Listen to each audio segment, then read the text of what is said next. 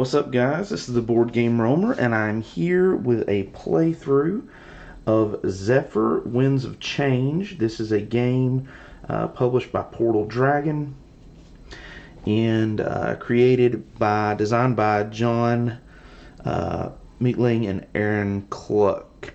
This is a game that came out a while back that was on Kickstarter. It's for 1 to 5 players.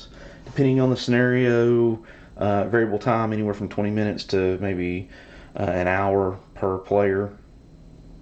But this game is a game of sort of exploration and combat. So I did an unboxing of this, of course, a while back, but I wanted to do a playthrough now for you guys because it really is a really cool game. And I'm going to start with so you guys can learn it with me. I've played a couple times. I'm going to do solo play just because it's easier, I think, for me to keep up with everything. But before we do that, I want to kind of introduce you to all the stuff that's going on here so that you know what's out there, kind of give you an idea of what we're doing. The components, the cards, kind of how everything works. I won't necessarily go into 100% detail, but I'll try to give you a really good overview and give you most of the rules, and then anything that comes out of that that may not get covered in this will get covered in the playthrough as it comes up. So you are a captain of an airship, and you can see as the cover will show you, that there are a number of airships, and on the back of the book there's actually 5 different airships, okay, that you could choose to play. For the purposes of this playthrough, I've chosen the Greaser Tub as the ship, and each ship comes with a pre-constructed deck of cards, and you can see there's a symbol here that will match the symbols on your cards. So there are some of those cards. Also, I'm going to set these aside for just a second. You'll have 10 cards here, okay? And so what these cards are going to do is they're going to allow you to make attacks. They're going to allow you to evade attacks.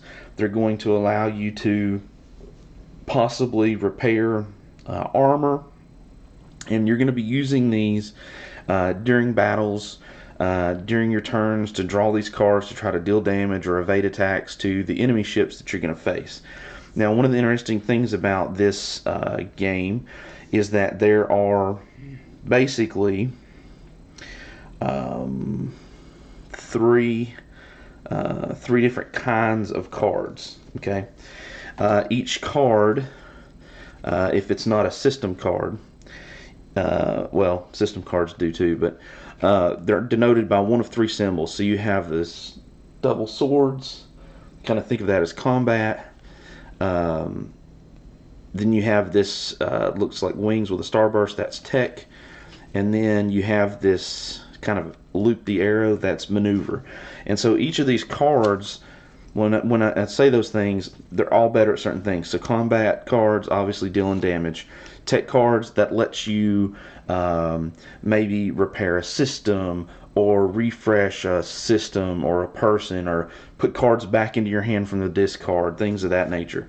And then the maneuver cards are evading attacks, things like that. Of course, they're all different. So you'll start out with a set of 10 cards, okay? And of course you'll shuffle those up. Now, before I talk about what's on the board, let me talk about this, okay? So there are basically your mission cards, all right? So the mission card, think of that as your overall goal, okay? And the game comes with, I believe, 8 of these. All these cards are double-sided, okay? And each card is going to give you an approximate time, and then it's going to give you some number of days and regions, we'll talk about those in a second, that you are going to basically have to complete the mission. It's going to tell you what events specifically need to happen, kind of what your goal is, and anything you need to track will be on here for the mission portion. You also see on here, you can see the difficulty, assignments, elimination, that sort of thing will be all on here. We'll go back to assignments in a second. And your starting supplies.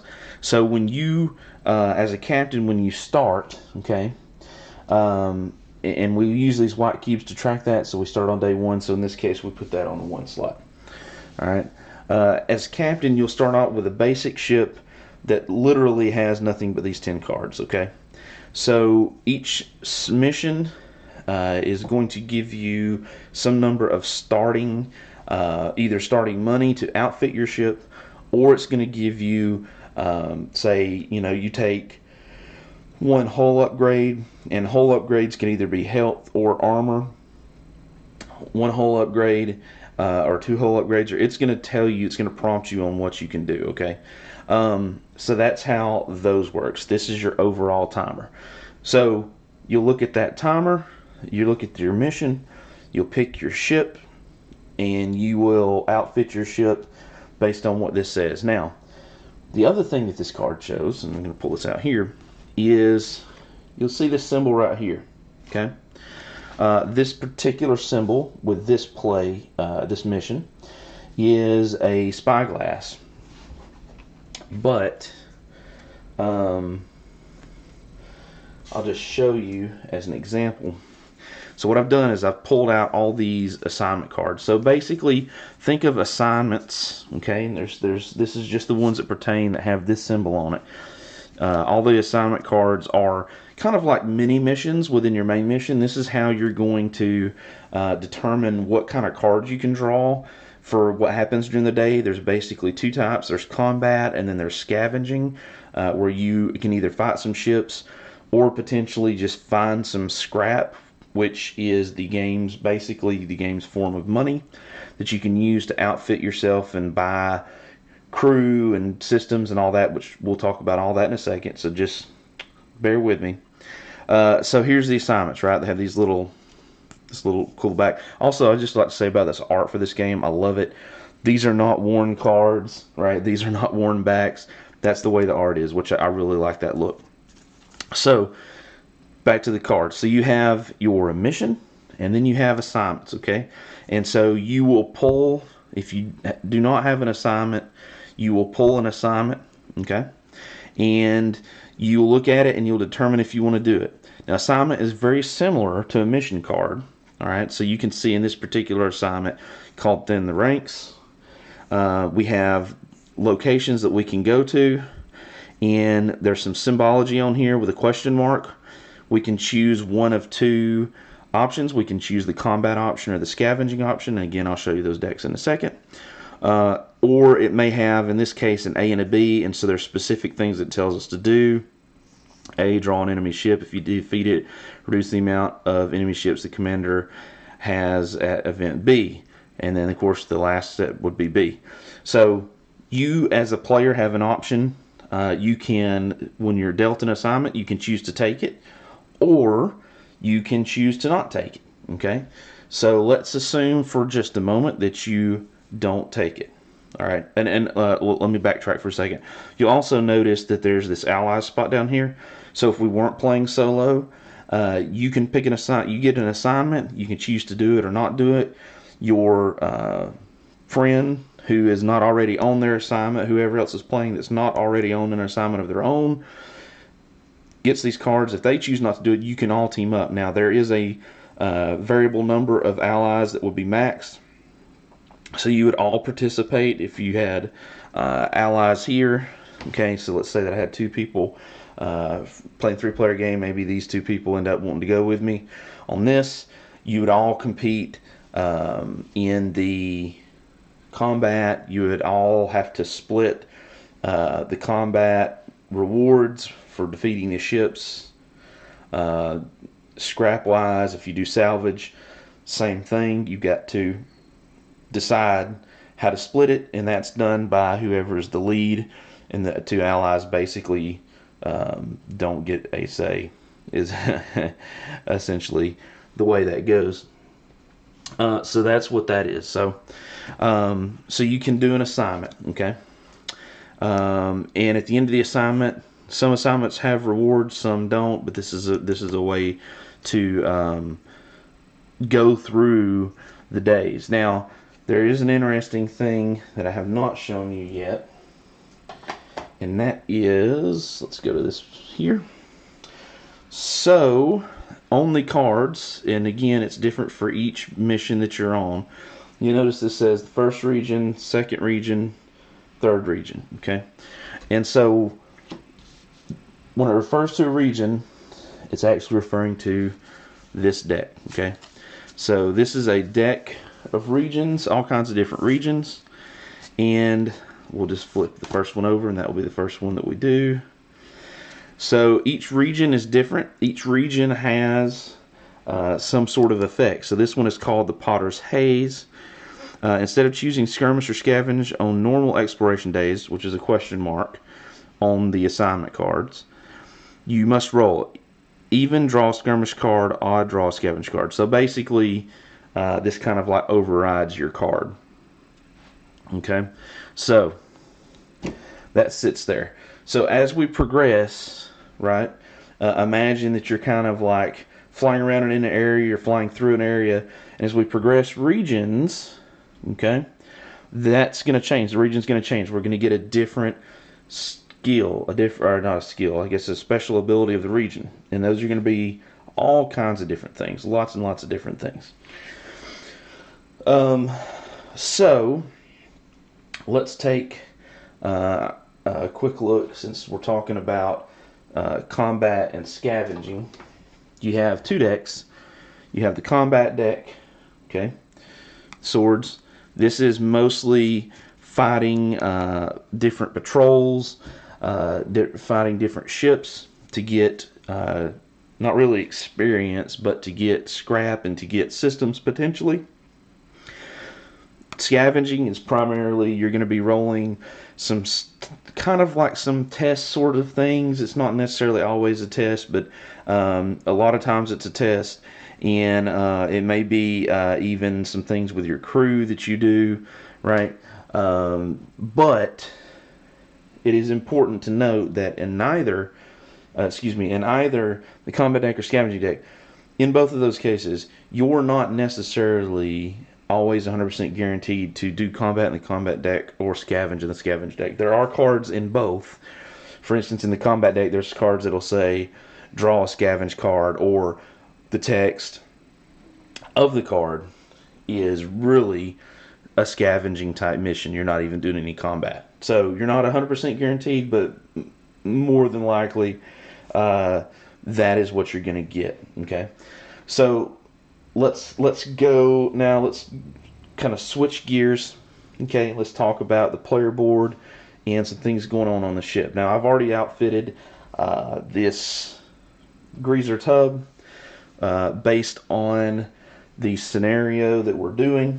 Okay, and based on the fact that it's solo. So when you do solo, there's a couple things that are different from the normal game. When you do solo, you get 10 additional scrap to start the game out with that you could spend on a system to outfit it, or you could hold on to it. I've chosen to hold on to it. And also, whenever we get assignment cards, we're going to get 2 of those, and we're going to get to choose which one of these assignment cards, once we're dealt 2, which one of these 2 we want to do. Okay. And we'll talk about the specifics of the mission when we start the actual playthrough. So, as I talked about, when we do combat, okay, there's a couple things with combat. You have your combat, you have your region. So, most of your combat cards are going to say draw some number of enemy ships. Okay, so here's the enemy ship cards. Has this propeller symbol on it. And I'll just use the bottom one so you can see an example. So here's an example of an enemy ship. You have hull and life, hull upgrades here, life and armor, and there's a difference, and we'll talk about that in a minute. And then you have crew. You have the name of the ship and the type of ship it is, and this is important because there are some regions that will modify these ships according to what type they are. And then you have abilities, okay? So what's going to happen is we're going to put down some number of these ships, and it's not always one. Sometimes it's 2, 3. We'll talk about that later.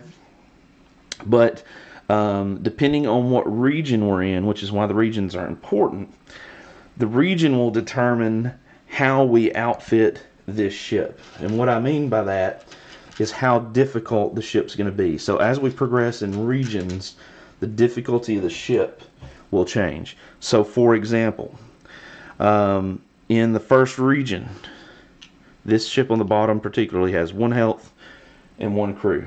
Now what that means is 1 damage, it's gone. Okay. Once there's nothing left in this hull track, the ship is destroyed. The crew track is important because you'll notice over here these abilities. So when you're doing combat, you're going to roll 1 6-sided die, and whatever that number is going to be basically the AI for the ship. So for example, in this case, if I rolled a 1, this ship would be trying to do 1 damage to me, to my ship over here. So I would hopefully have played cards, or I would have armor or something that's going to mitigate that, right? So what the crew does is it actually adds for each crew that has a cube here, depending on the region, and in this case, each region adds 1 crew, although in some cases you may have no crew or only 1 crew. It's very, very, very, very, very variable. In this case, in the first region, I would actually roll 2d6, and I would potentially do 2 different actions here. Now, some of these actions are like this number 6 NA, so nothing would happen. And potentially we could do something like this, which is just the first action happens and that's it. Okay, it doesn't happen. It doesn't. I do not believe it happens twice. I'll double check that before we start the playthrough. But that's how the AI works. And so if we're in region 1, it would look like this. If we're in region 2, now all of a sudden it adds 2 armor and a crew member. So it's a little bit tougher to beat. Region 3, now all of a sudden we have an additional health, another armor, an additional crew member. And note that in this configuration, we're rolling 4 6-sided die for this, so it can hit like a truck. Okay, and so all the ships are different. They all have, different amounts of health and armor and things of that nature. And your systems that you have, as far as the systems that you can put on your ship, will be able to affect those in different ways. For example, I know that there's a system called, what is it called? It's like Shield Splitter, I think is the name of it. And it essentially bypasses your shields or damages all the shields when you play that card before you do your damage. There's direct damage in this game. If you ever see anything that says direct damage, that means it bypasses the shields and goes straight to the health. If the health of the ship is totally depleted, the ship is destroyed. So it is possible for it to have armor points, but you still be able to kill it. So that's what happens with a normal ship. Okay. Now, there are some ships and some missions that will say, assignments that will say as well, that you need to fight a commander. And so commanders come from this deck. There's a handful of commanders. Alright, and the commanders are different. Basically what a commander does, and let me again use this bottom card as an example. And let me get this commander. Alright, so here's the ship we were just looking at. Here's the abilities, right? The name, here's the abilities. This commander card is actually going to sit on top of this ship, and it's going to replace the abilities here. Okay, so this now becomes what happens on this ship when we roll the dice, and this is our reward. This is the name of the commander, and in some cases, and not all cases, some cases, a lot of cases, these commanders will actually have you draw additional ships. So for example, let's say the card, your mission, your assignment said fight an enemy commander. We draw a ship. Here's our ship. Of course, we would populate it with the appropriate number of cubes depending on what region we're in. Then we draw this commander. We put this commander over here, and we look here at the top and it says, oh, draw +1 enemy ship. Well, then we would draw from our ship pile a second ship, and we would have to fight both of these at the same time. Now, this ship would use this ability list. This ship would use this ability list. Okay? So, once we have defeated the ship, what will happen is we will basically get our rewards. Now, under normal circumstances, unless, of course, your assignment says otherwise or your mission says otherwise, under normal circumstances, when we just beat a regular ship without a commander, depending on the region, whether it's region 1, 2, or 3, we will roll 1, 2, or 3 dice respectively. Region 1, a single die. Region 2, 2 dice. Region 3, 3 dice. And what these dice represent is essentially salvage from the destroyed ship. So let's say that we're in region 3, we just beat a ship, an enemy ship. We roll this. So at the end of that combat, we would be able to gain 11, 6, 4, and 1, 11 scrap, and add that to our scrap meter. This is the scrap meter. This is how we keep up with the scrap that we have. So right now we have 10. That would put us at 21. And then at some point, we can go back to resupply. So what is a resupply? Well, a resupply is essentially you kind of like going back to a, let's think of it as a safe dock, right, home base. And at that point, you can purchase upgrades if you want to purchase upgrades. You can install upgrades, system upgrades that you've got over the course of your combat. And I did not cover that, so let me go back, just backtrack 1 second. Normal ships, again, something like this, right? You can destroy it, you beat it, you're just going to roll a d6 times whatever, however many d6 that you need to roll based on the region that you're in for scrap. If it's an enemy commander, these also change the loot rolls, okay? So the enemy commanders will, depending on their table, allow you to get some random systems. You can retrieve these systems, but the most important part that you need to remember, and that I did not realize for the first couple games, was that when I get this system, whatever this system is, I cannot install it immediately. I have to resupply and get it installed at that point in time. I can't just out in the middle of my assignment stick it on there and apply it, right? Unless you have an ability or something like that that says you can do that, but most of us don't. So in this case, when we beat, and the region doesn't matter, okay? When we have a commander, when we beat the commander, we roll, instead of rolling for scrap, we roll on this table. So I beat this commander, I roll this, I got a 2, I'd get a random bronze item. Okay, so let's talk for just 1 second. Since I've talked about that, let's talk for just 1 second about items. So there are 4 levels of items in the game. There's bronze, silver, gold, and epic, and they are all similar to this. Each tier has some number of cards. Bronze, silver, gold, epic, in that order, get increasingly more powerful cards with better effects, more beneficial effects. However, the number of cards does get reduced. So in larger games, it is possible, depending on how much scrap and how many commanders people are fighting, that you could run out of the higher tiered systems. Okay? Oh goodness, I thought I was going to sneeze. So, the systems are like this, and you can see they're all, again, combat, maneuver, tech, okay? They all do different things. And so what's going to happen is you're going to either get those systems with a reward roll or purchase those systems initially, and those systems have to go on your player board. Now let me show you an up close of the player board right quick, so we can cover that. So the player board consists of your whole upgrades, as I talked about before, and then you have your ship. Every ship is different.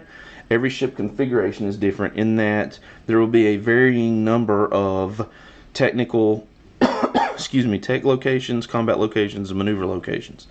Okay, so what this does is it kind of defines the parameters of what kinds of systems you can install on your ship. Okay, so for example, if I had if I had, let's say, 3 tech systems that I wanted to install during a resupplier that I wanted to purchase, I couldn't do that. I can only do 2 because I only have 2 tech symbols. So when I'm looking at the cards, right, I'm looking at up here in the corner, do I have a location open that does not have a tile, system tile yet, that matches that symbol? If I do have an open location, I can place the tile there. It covers that spot. System's installed. If I do not have a location open that matches the symbol of the system that I'm looking at on the tile, on the card, and it also shows it on the tile, you'll notice that is right there, then I cannot install that system. Okay, so that's how the systems work.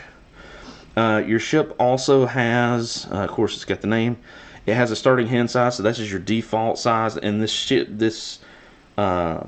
each ship is different. It's each way that the ships determine your hand size, which is how many cards basically that you draw up to during combat or during a skill test, is different.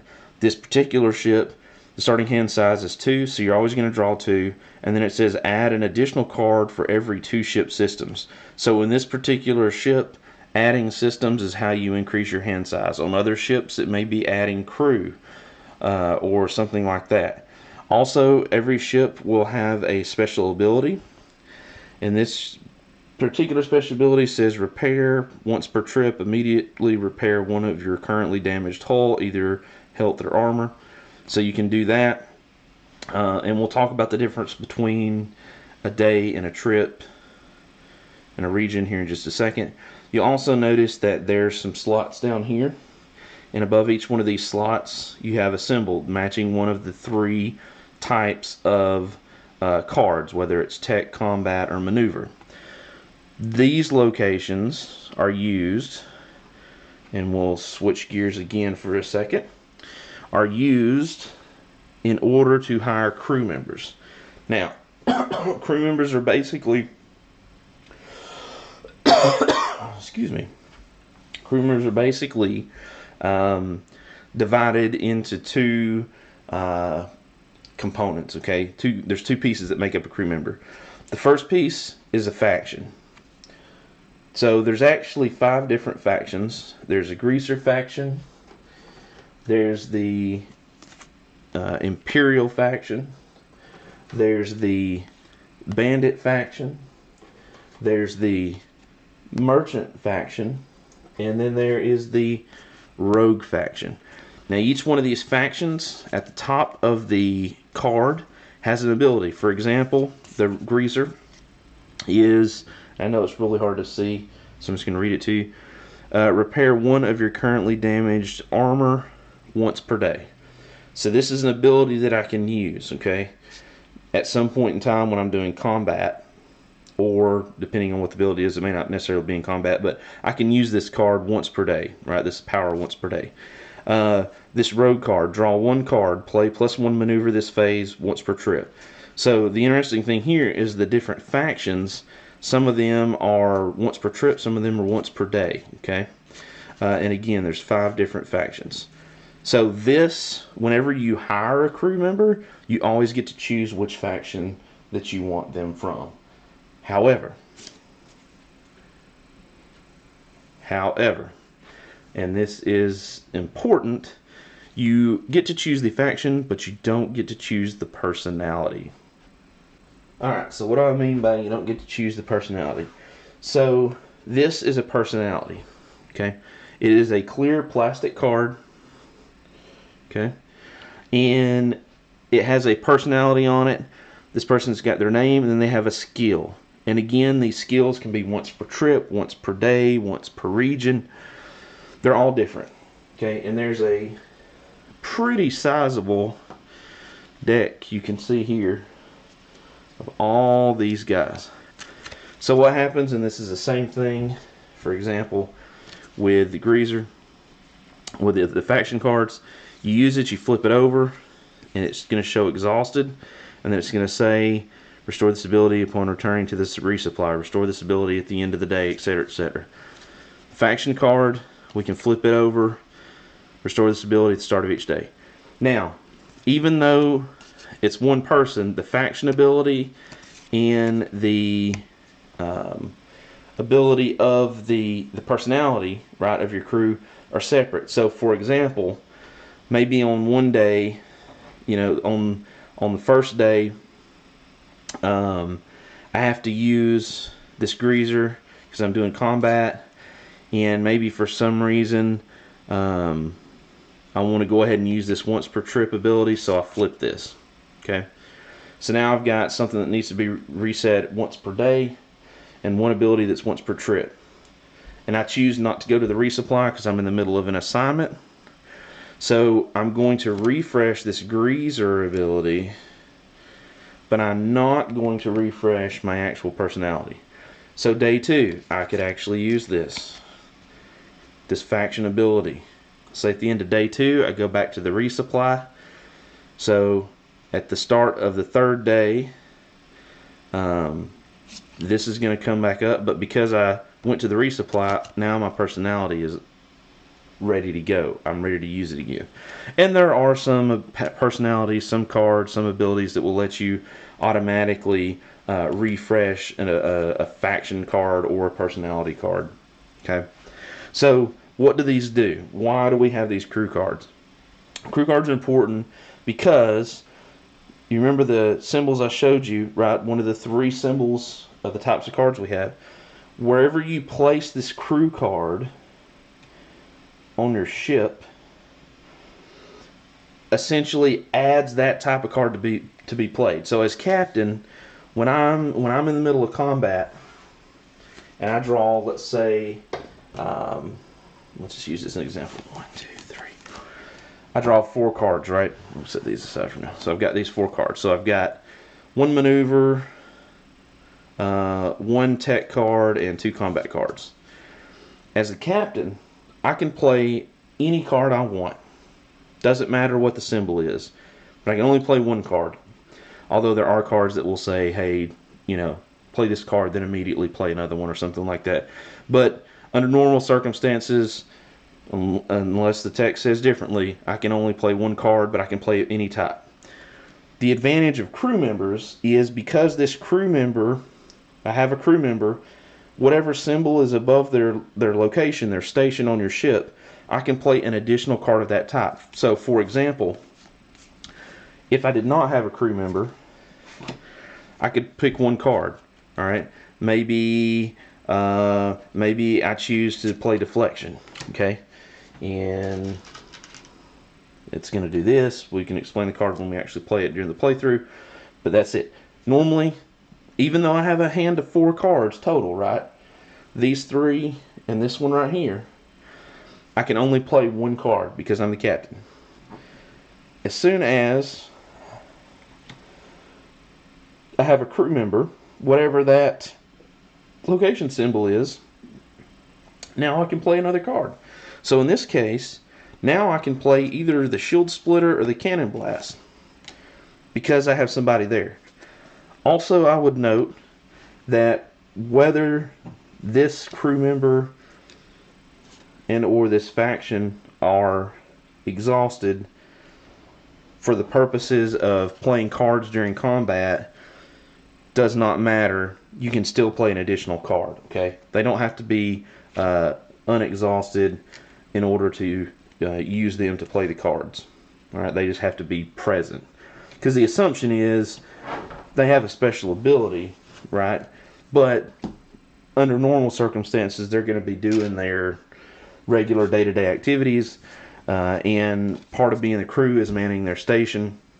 The personality and the faction are just kind of bonuses that they have that set them apart from everybody else. Okay, so what else do we need to cover?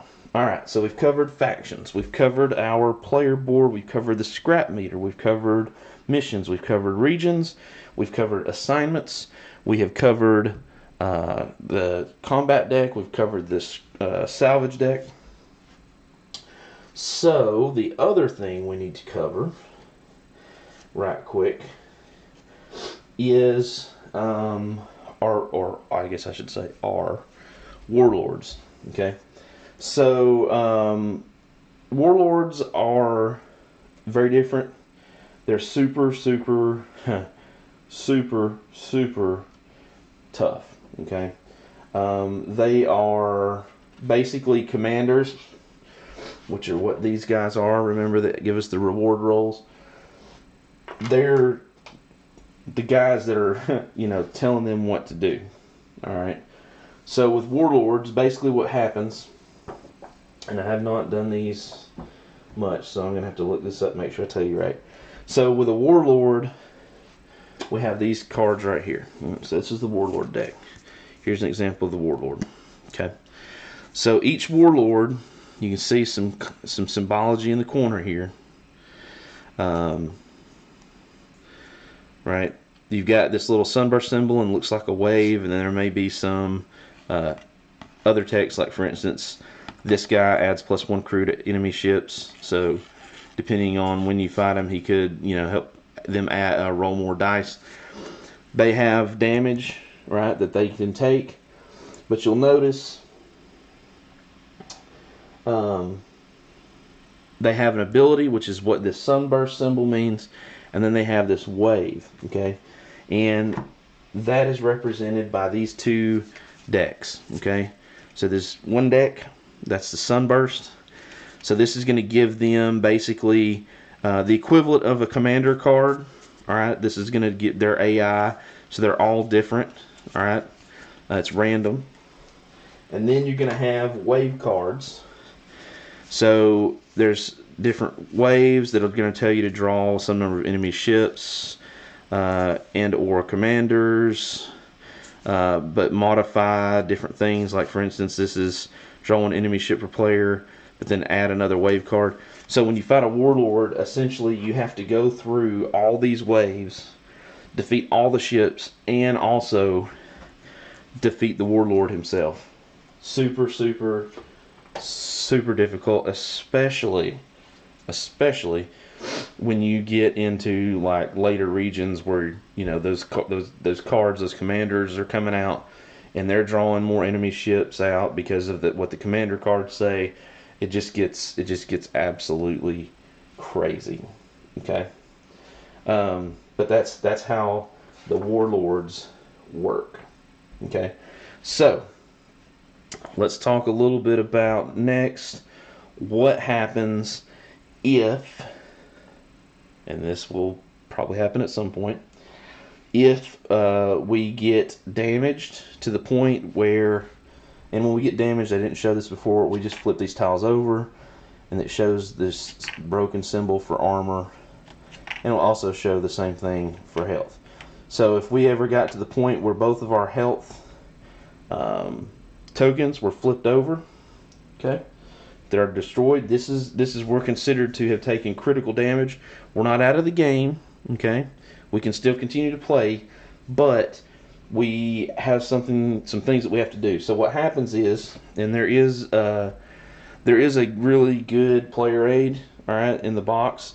The only thing that I don't like about this player aid is that it does not show you the cost. When you go to resupply, you can purchase additional armor and health, all right, as part of these hull upgrades. You can purchase additional armor and health at the resupply. It doesn't really list it in here, and to be honest with you, it doesn't list it easily in the rule book. That's really the only thing that I don't like about the rule book that I found. But this aid will show you the cost. Bronze is 10 scrap, silver is 20 scrap, buying a crew is also 20 scrap, gold systems cost you 30 scrap, epic systems, you can only get those by fighting enemy commanders, or potentially maybe from drawing a card from either the combat or salvage deck. Those you cannot buy. You have to find those. So, at any rate, once you take damage, you have to make a critical damage roll. Okay. And so we roll a d6. We potentially lose an upgrade, so we have to lose armor or health. We lose a battle deck card, so we randomly shuffle this up, randomly draw a card. That may be a card that's like our system card. Okay, so this is just one of our normal standard, starts with 10 cards for the ship cards, or it may be a system. Okay, so we may lose our Sprocket Rockets. If we drew that card, for example, we would have to take the card out of our deck and that system off. Now, on the plus side, I suppose you could say it opens up a spot, but on the downside, we just lost a card. And if that's, especially if that's something like an epic system or a gold system, you know, a high damage system, that really, really, really sucks. Also, and crew can be the same way. The crew goes away. Anytime we lose anything from critical damage, it's like going out of the game. So if it's a crew member we lose, they don't go back to the pool and you could potentially get them back later. They are literally out of the game. These system cards, literally out of the game. Okay. Also, on some of the missions, you will see this mention. I just kind of forgot to talk about this. Reward roll. It'll say make a reward roll. That's a D6. You can get silver, gold, or some number of scrap for the systems. Okay. Again, remember, if it's scrap, you get it immediately. You can spend that when you do a resupply. But systems that you get as you're out on assignment until you actually choose to return to resupply. In the back of this agenda, the turn order is here, and we'll talk about that in a second. Until you return to resupply, you cannot install those. Okay. However, if you have a system you can't use, let's say that you don't have a slot here for that system, so let's just pretend that maneuver was filled up, and I had another card that was, you know, system that was a maneuver type system. I can't put it there. Either I'm going to have to replace this system, or I can choose to sell that system, and you always sell a system for half of its price. So, for example, a gold system that's worth 30, I can sell that when I'm doing the resupply and get 15 scrap for that, and then maybe use that 15 scrap to purchase something else. On the back of the card is basically the turn order, and everybody, all this happens simultaneously. So regardless of the number of players, you move. Moving is you either move, if you're done with an assignment, you move on to a new assignment, or you can choose to patrol. You can choose to patrol, which means, you know, you essentially, if you patrol, and they pretty much all the regions, if I remember correctly, have that option. You get to choose which one of these two cards you want to pull, whether it's combat or scrap. It's a way to not do an assignment, basically, because there are some really easy assignments, and then there are some really tough assignments. And if you're not, and this is part of the game, if you're not appropriately equipped here and here to handle an assignment, especially as you move into greater regions and the difficulty really starts to ramp up with these commanders and these ships that are coming out, you may be better off not completing an assignment and just going with a patrol and just taking a chance with this, because even though the rewards may not be as great, you may be running the risk of dying. And that's happened to me. I've been like, I'm going to complete this assignment, and as I keep going, as the day gets longer, right, and I'm getting into region 2 and region 3, I'm trying to complete these assignments, and I just keep getting way too many ships that I can't take because I'm either solo, or because maybe somebody else that was playing decided to do their own assignment and we didn't ally up. So allying is very, very important in this game. Unless you're playing solo, obviously you can't do that. That's why they give you a little bit extra scrap. And when you're playing solo, you can draw 2 assignments and choose which one. So hopefully you can get one that is possibly doable based on your configuration and kind of where you're at as far as your ships go, your ship goes, and your systems and your crew and whatnot. So the turn order, you're going to move either to patrol or onto a new assignment or continue on an existing assignment. That's basically what the move and explore is. After you move and after you explore, then exploration, that is when you're going to either do what it says on your assignment card, or you're going to draw one of these 2 cards based on what it says on your assignment card, or if you're patrolling, you just draw one of those 2 cards. Once that's done, we look to see if that completed the assignment. If it did complete the assignment, then we are forced to return to the resupply. And again, a lot of this is told down here. If you're patrolling, okay, so that is something else that you do need to realize. When you patrol, at the end of the day, you always are assumed to have returned to the resupply. If you're on assignment, that's not necessarily the case. You either have to have completed the assignment or choose to abandon the assignment, or taking critical damage during the assignment, and then you're forced to go to the resupply. Okay, so you're going to explore. Now, if during your exploration you do an attack, here is the attack sequence. Okay, and what happens is you attack, you declare targets. You may have multiple ships. Each ship has a target counter. You're going to place this counter on the enemy ship that you want to target. Then you draw your cards and you play your cards. Okay, and this is important that you do this before you see what the enemy ship's going to do. Okay, some cards are going to be damage cards. Some cards are going to be things like repairing hull or something like that. Read the cards, and you'll see this in the playthrough. Do what needs to be done, that doesn't apply to, for example, damaging a ship before you've rolled. And you can't do that before you've rolled, or before they roll against you. It all happens simultaneously. Combat is simultaneous. So you're going to roll, and they're basically going to roll at the same time. Okay, so you draw your cards, play your cards, then you roll the dice for the enemies, resolve those actions, regroup. So it is possible for other people to join you.